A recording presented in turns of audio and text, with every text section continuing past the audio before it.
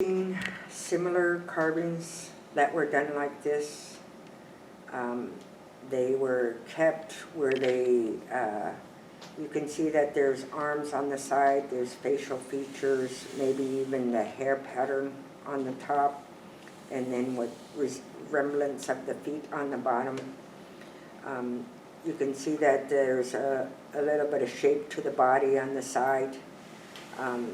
These were common types of way carvings were done. Because there is wear around the neck, I believe that there was a leather tied around here at one time.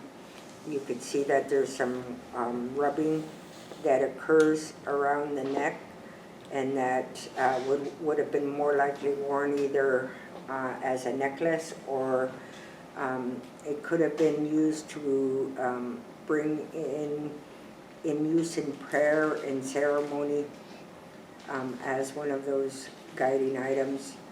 There are some basic markings that show along with the appearance of the clothing. It looks like they made grooves down the front.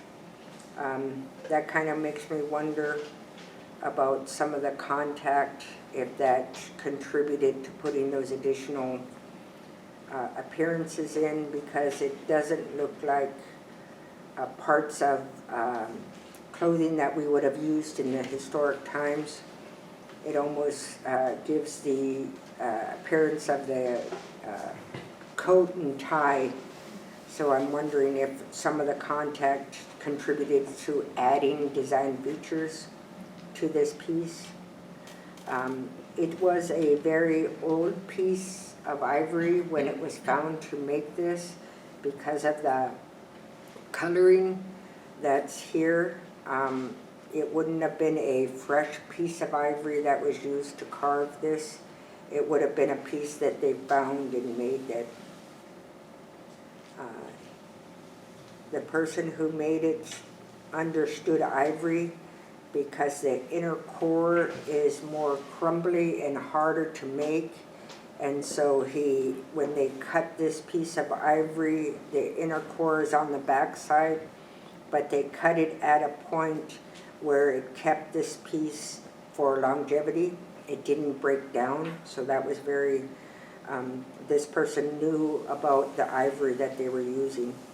There's also a little bit of markings on the side here.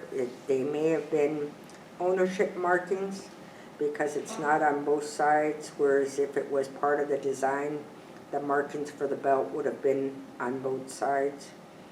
In our winter gear, we always make sure we put a belt on our bodies for traveling in the Arctic in case we break through the ice. So when I see that not going completely around, it probably is an ownership mark versus a design mark.